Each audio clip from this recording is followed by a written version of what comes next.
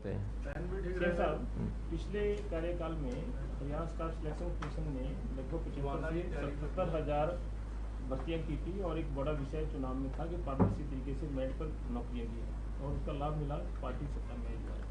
ये क्या कारण है कि दूसरे कार्यकाल में उतनी तेजी से ये भर्तियां नहीं हो पाई? 1.5 साल से सीईटी रुका पड़ा है। आपने घोषणा की थी कि पिछला जून में हो जाएगा, इस बार का जून में भी संभव है, जुलाई में संभव हो सकता है। तो ये क्यों भर्तियां रुक रही हैं? नंबर 2, हरियाणा के स्कूलों में 40,000 के आसपास शिक्षक नहीं है, जो कि विधानसभा में जवाब दिया शिक्षा मंत्री ने। उसमें कह रहे हैं 34,000 के आसपास। देखिए, जहाँ तक अध्यापकों की कमी की वजह से भी नुकसान हो रहा है। मैं बता रहा हूँ अध्यापकों की जो विषय है उसमें पहली बात तो ये कि इसका जो गणित है वो अलग अलग प्रकार से सब लोग करते रहे हैं। सैंक्शन पोस्ट ये ठीक है कि एक लेवल होता भी है, सैंक्शन पोस्ट करनी चाहिए।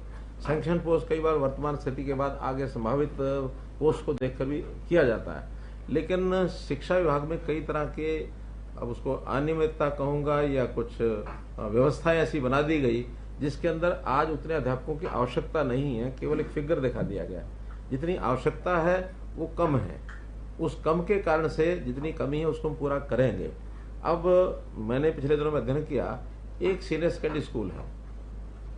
अब सीनियर सेकेंडरी स्कूल में पहली कक्षा से शुरू हो रहा है और 12वीं पर समाप्त हो रहा है। तो मैंने पूछा ये जो पहली पर शुरू हो रहा है और 12वीं पर समाप्त हो रहा है, कितने स्कूल हैं? हमारे डिपार्टमेंट के लोग घूम गए, वो कहते जी 3 स्कूल हैं। एक ही बिल्डिंग है, क्या मानेंगे 3 स्कूल हैं? कि जी प्राइमरी स्कूल अलग है, मिडिल स्कूल अलग है और सीनियर सेकेंडरी स्कूल अलग है। मैंने कहा भाई हम भी पढ़े हैं और आज बाकी दुनिया में भी सब चलते हैं, प्राइवेट स्कूल भी चलते हैं। प्राइवेट स्कूल इसको एक स्कूल मानता है, तो इसको एक स्कूल क्यों नहीं मानते? एक स्कूल मानेंगे तो रैशनलाइजेशन में जितने अध्यापक हैं वो सब एक दूसरे का जुड़ जाएंगे। यहाँ तो जो 6ठी से 8वीं है उसको अगर 9वीं कक्षा में कोई अध्यापक कम है और यहाँ अगर अध्यापक ज्यादा है तो वहां जाकर 9वीं को नहीं पढ़ा सकता। पहली से 5वीं अध्यापक कम है, 8वीं 6ठी 8वीं में ज्यादा है, वो फिर 5वीं को आकर नहीं पढ़ाता, क्योंकि वहाँ स्कूल अलग है जी, उसका हेडमास्टर अलग है जी, उसका प्रिंसिपल अलग है जी।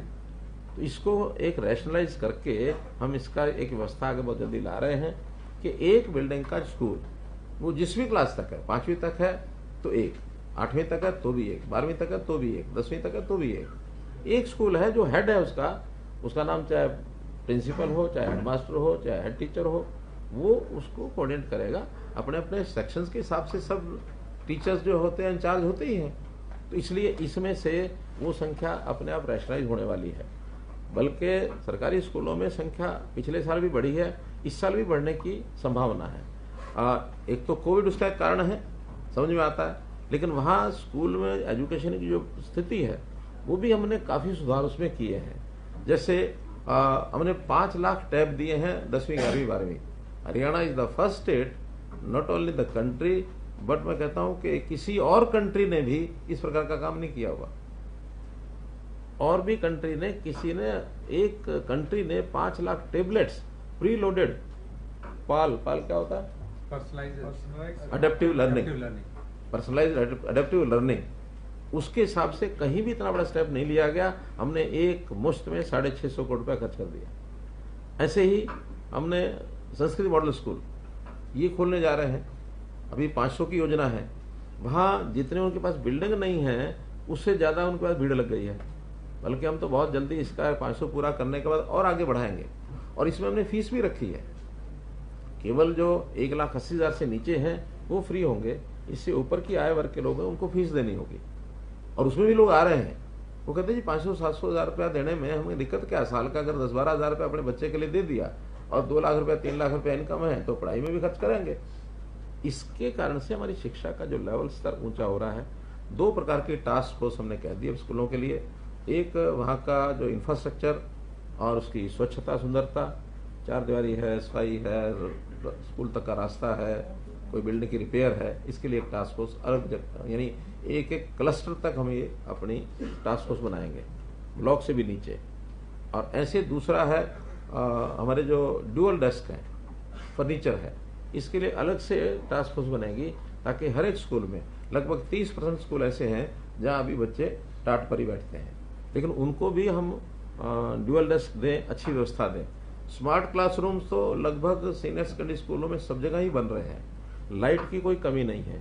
स्कूलों की बिल्डिंग्स पर हम सोलर प्लांट्स ये लगवा रहे हैं सब जगह, ताकि वहाँ अगर दिन में मान लो कोई छोटा मोटा फॉल्ट आता भी है या कई बार लाइट उस प्रकार की उतने वोल्टेज की नहीं रहे, ग्रामीण क्षेत्रों के अंदर स्कूलों में कठिनाई छोटी मोटी आ सकती है, वहाँ भी ये लाइट दिन में सोलर की उनको पूरी मिल जाए, ताकि आज जो इलेक्ट्रॉनिक युग के अंदर उनको लाइट का पूरा लाभ मिले। स्कूलों की शिक्षा का लेवल अच्छा हो रहा है। भर्ती करने के लिए भी हमने अब आगे पहले ट्रांसफर्स का एक मुहिम चलेगा, जो ट्रांसफर 2 साल से कोर्ट्स ने रोके हुए थे, चाहे वो इंटर डिस्ट्रिक्ट जेबीटीज के थे, चाहे बाकी पीजीटी टीजीटी के थे। अब कोर्ट ने एक तो क्लियर कर दिया है, केवल जेबीटी का है, उसमें थोड़ी कठिनाई थी, मुझे लगता है कि जून के महीने में वो भी ठीक हो जाएगा। तो ट्रांसफर्स भी एक बहुत बड़ा विषय है जो स्कूल के लेवल को अच्छा करता है, और नई भर्तियां भी अब जितनी आवश्यक होगी वो कराएंगे। और जो दूसरी जो भर्तियां स्टाफ सिलेक्शन जो दूसरी भर्तियां थी सीईटी 1.5 साल से नहीं हो पाया, वो सब अब करेंगे, सब करेंगे। अभी सीईटी में भी कहा, सीईटी जो है अब क्योंकि उसका नया एक प्रोग्राम था, नई पॉलिसी थी, उसको नोटिफाई कर दिया है। नोटिफाई हो गई ना, नोटिफाई हुआ है अभी कुछ दिन पहले, अब ऐड निकलेगी। तो अभी जुलाई में होगा सीईटी या अगस्त में होगा? टाइम टेबल एचएसएससी बना रहा है, लेकिन उसमें जुलाई अगस्त में कभी भी हो जाएगा, उसमें कोई दिक्कत नहीं। और उसमें सीईटी में जैसे ही टेस्ट होगा तो उसकी नियुक्तियां तुरंत होंगी, क्योंकि इंटरव्यू तो है नहीं, इसलिए इंटरव्यू ना होने के कारण से एक बड़ा उसका ये भी होगा। सीईटी में 2 एग्जाम होते हैं, डी यानी डी में 1 होता है, सी में 2 होते हैं।